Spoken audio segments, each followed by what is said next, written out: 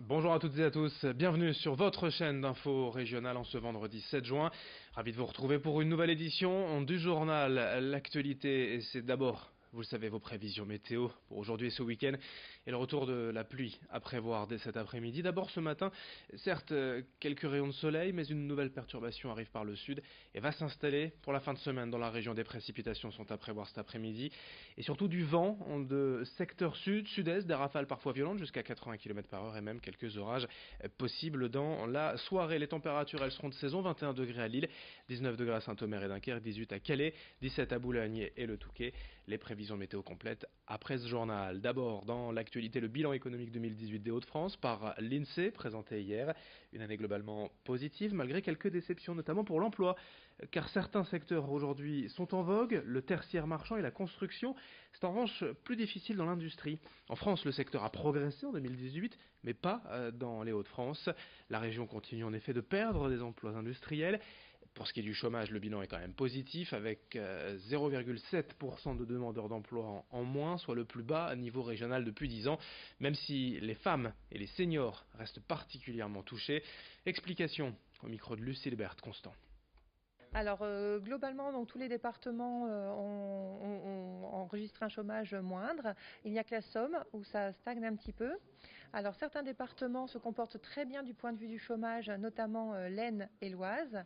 Mais à savoir que pour l'Aisne, en fait, on est aussi sur une baisse de l'emploi. Donc des aspects très positifs côté chômage qui baissent très fortement, mais aussi du côté de l'emploi avec des baisses fortes. Alors sur le Nord, effectivement, on est là sur une hausse de l'emploi en 2018. Donc contrairement aux autres départements qui ont perdu des emplois, du côté du chômage, on est aussi sur une baisse. Alors certes plus légère, mais effectivement une baisse.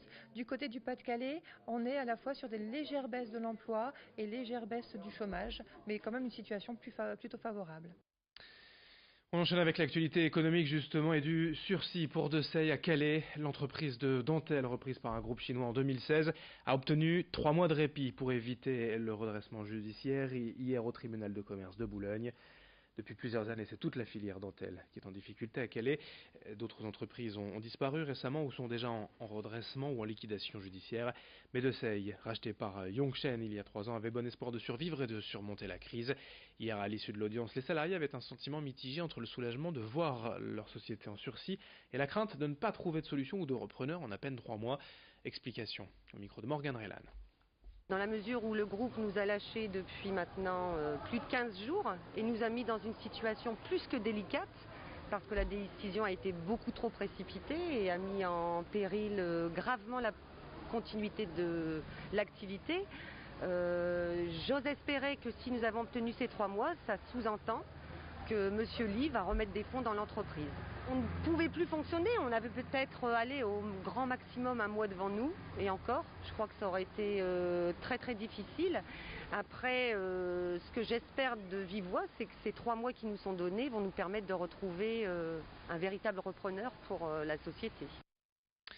À l'approche de l'été, le palmarès régional de la qualité des eaux de baignade, publié hier par l'Agence régionale de santé avec plusieurs bonnes nouvelles. D'abord à Boulogne-sur-Mer où la baignade sera de nouveau autorisée cet été. Les travaux de ces dernières années ont en effet permis une amélioration notable de la qualité des eaux. Ailleurs dans la région, globalement, la situation est bonne, voire en progression sur la plupart des sites contrôlés. Pour établir ce classement, l'ARS a effectué plus de 620 prélèvements sur les 52 sites de baignade de la région.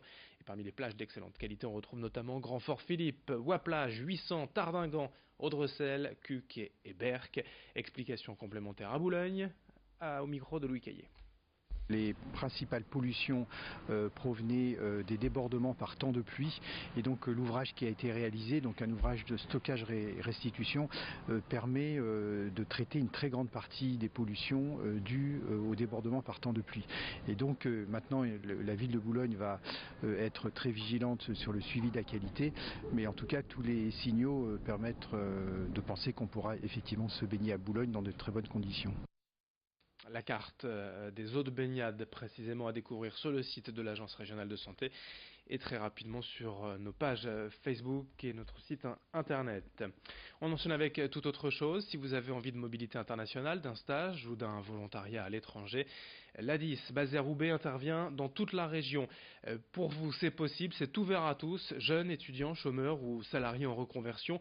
Il y a divers projets en cours en Europe ou dans le monde pour celles et ceux qui rêvent de voyager tout en se rendant utile. Ces projets sont totalement pris en charge, le transport, l'hébergement, il est même prévu parfois une petite rémunération pour couvrir les frais sur place. Alors ce n'est pas un travail, c'est bien une contribution sociale et solidaire sur des projets d'entraide. Renseignements sur adice.asso.fr et les explications d'Olivier Le Tailleur, un chargé de projet de l'ADIS invité en plateau. On promeut le fait que la mobilité internationale, c'est accessible à tous, sans condition de revenus, de diplôme, d'expérience professionnelle. Et ça permet à des jeunes entre 18 et 30 ans de partir sur des mobilités de 2 à 12 mois, de manière encadrée par le programme, donc au niveau des transports, de l'hébergement. Donc voilà, tout ça est pris en charge pour les jeunes. Et puis la Chambre des métiers de l'artisanat organise la semaine nationale de l'artisanat jusqu'à dimanche pour révéler les talents, les richesses et l'emploi potentiel de ces métiers. À cette occasion, Maëlys Patine nous a ouvert les portes de son atelier. Volapuc est une entreprise d'artisanat d'art qui fait des abat-jours et des luminaires. Cela demande à la fois de savoir gérer le côté technique et les créations manuelles en petite série ou en exemplaires uniques. Ces pièces, elle les fabrique depuis 4 ans. Maëlys peut toujours retravailler ses pièces pour une demande spécifique et personnalisée.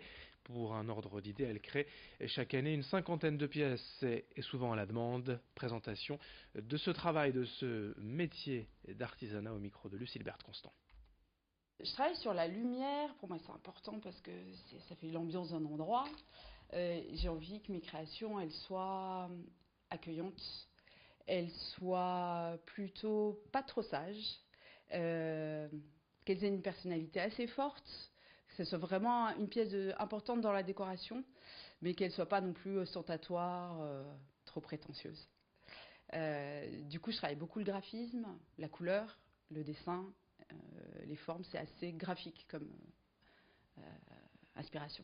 On n'est pas là pour créer des choses qui répondent au goût du plus grand nombre ou bien à l'air du temps. L'idée, c'est vraiment de proposer quelque chose qui nous est propre et en espérant que ça rencontre son public, quoi. Allez, fin de cette édition régionale, à suivre dans un instant vos prévisions météo. Très bonne journée à toutes et à tous, ensemble bien évidemment.